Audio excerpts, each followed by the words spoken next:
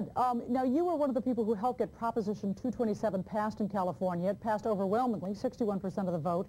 Are people happy with it now? Does it seem like these students are being successful? I think the success has really been tremendous. In fact, after the initiative passed, about 6 months or a year later, as the measure started being implemented in the schools, journalists from most of the major state newspapers went into the classrooms. They talked to the ex-bilingual teachers, they talked to the children, they talked to the parents, and virtually all the reports were absolutely glowing. You had all these teachers who'd said, I opposed the initiative, I thought it would be a disaster, but the children I'm teaching are learning English so much more quickly than I ever expected. Furthermore, in the last couple of years, the test scores have started coming out, and what they have shown is that the statewide standardized test scores of over 1 million immigrant students in California have risen by an average of 40% in less than 2 years. Okay. And that average includes the districts which tried to avoid implementing the initiative. Those that have fully and strictly eliminated all their bilingual programs have doubled their test scores in less than 2 years. All right, let's check with Representative Antonio Cabral about that. Do you believe in that success, and is the proof in the pudding sort of there? I mean, we can always use numbers and statistics for our own argument. I mean, this is what's important here, and the numbers they keep repeating about California is not a statewide number. It's about specific school districts in California, and we can use those arguments. This is really not about California. Massachusetts is different than California. Our experience is different. Our solutions. How would they be different? How would it be a different experience, or why would the solutions need to be different? Because it is a different experience. We have different needs in Massachusetts. We have different standards in Massachusetts that we need to meet. We have such as the Ed Reform of '93, that's not the case in California. And I think you cannot compare what was taking place in California versus what might be taking place in Massachusetts. Mr. Ernst, what's about that? Now that you have not only spearheaded this effort in California, but also most recently in Arizona, where it's passed as well, with a high immigrant population there, and now have talked about the possibility of bringing this to Massachusetts. Do you really think that you can sort of do a cookie-cutter approach in all of these different states? Well, it seems to me that immigrant children in Massachusetts are very similar to immigrant children in California.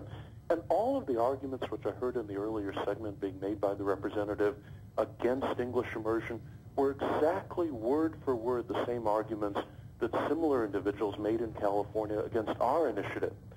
Yet once it passed, and now that it's been implemented, the huge rise in the test scores and all the anecdotal stories of teachers and principals and parents so pleased with the results have really switched a lot of people around. In fact, one of the strongest advocates of the initiative now and supporters of English immersion is a man named Ken Noonan, who was for 30 years an advocate of bilingual education, but when the initiative passed, he followed the law. He's now a school superintendent. He doubled his students' test scores in less than 2 years, and he admits that he was wrong for 30 years. Furthermore, let me ask you a question here, please. Are these districts that are better districts to begin with? Perhaps they have higher test scores. Are these sort of the shining stars? And do you have the harder test cases in certain areas of California? Absolutely not. In other words, the districts that have shown the most improvement have been the ones that completely eliminated their bilingual programs. They many times had very low test scores before. Now the test scores have doubled in less than 2 years.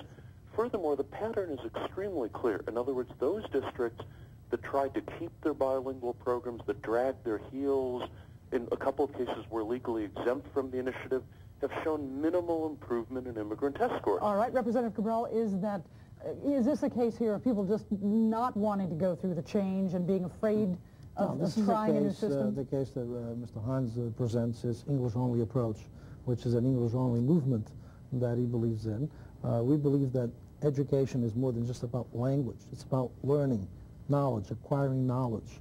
So why not use the best language available at the time to transmit that knowledge and making sure that student does learn what needs to be learned. Mm-hmm. Representative Rogeness, one of the things that the representative is proposing here is sort of a two-tiered approach where the students would learn 2 languages. They would hold on to their native language, they would practice that in addition to learning English, and both would be used in the classroom.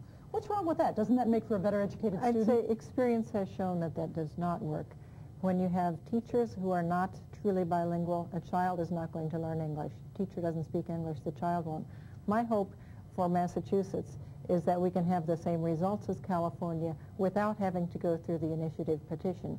But I do believe that there is so much popular interest in changing the way we educate language minority students that if the legislature won't do it, the voters will. Ron? You want Ron? I'm sorry. I'm sorry. Well, let me ask Ron this question. Okay. You know, why should you be coming to Massachusetts? A lot of people say that. Say, no, wait, this is a Californian. Let him be involved in California politics. But why are you coming here to tell the people of this state how to run their school system? You've raised an excellent point. I do not live in Massachusetts. I actually went to school in Massachusetts, but that was a number of years ago.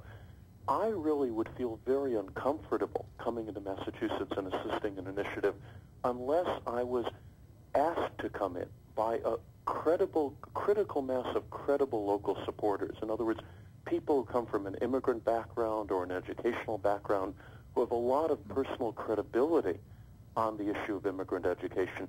If they said that they wanted to move forward with an initiative and asked my help and my advice, I would gladly lend it. And is this but really I just what's will not behind... move forward unless such people ask me to. All right. Is this really what's behind an English-only movement, sort of trying to eliminate other languages from our culture? I mean, you go now, you have to say whether you want to use English or another language when you go to the bank or sometimes on the phone and things like that. I mean, Some people would like to remove that. Those are completely different issues. In other words, you know, it's very different from saying, for example, that if a lot of people, say Spanish language or Chinese language people live in a neighborhood, maybe, for example, some of the documents should be in that language, or, for example, the ATM, the cash machines should be in that language. I think, you know, that's a practical issue, and sometimes it makes sense.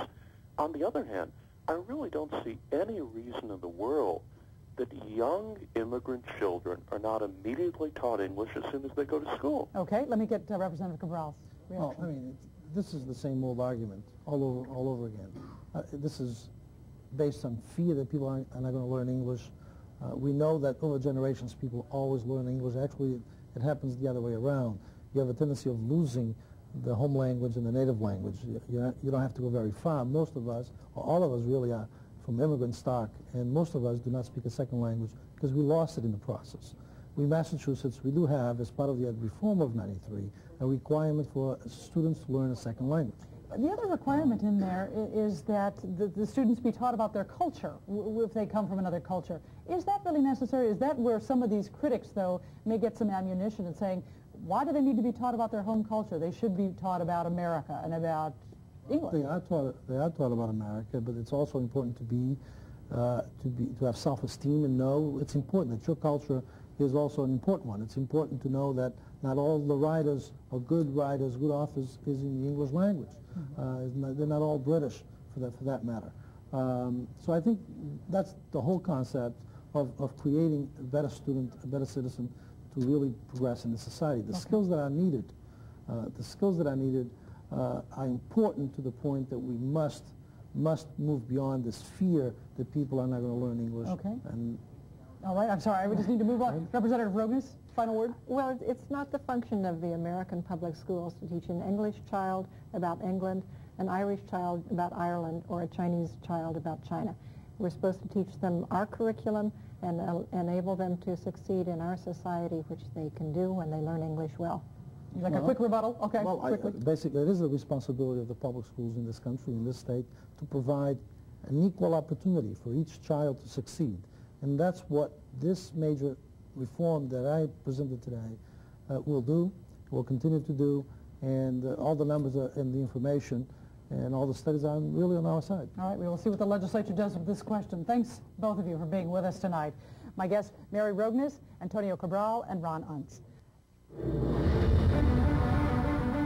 And so we'll see what the legislature does with this when they get it. Now, Ron Unz and his group say they will only step in if it is not taken up and passed by the legislature, but I don't know. It is interesting. They have targeted a number of states, Massachusetts among them, saying that we have the strictest standards for bilingual education. It's becoming such an emotional and sensitive issue. You can understand that. Yes.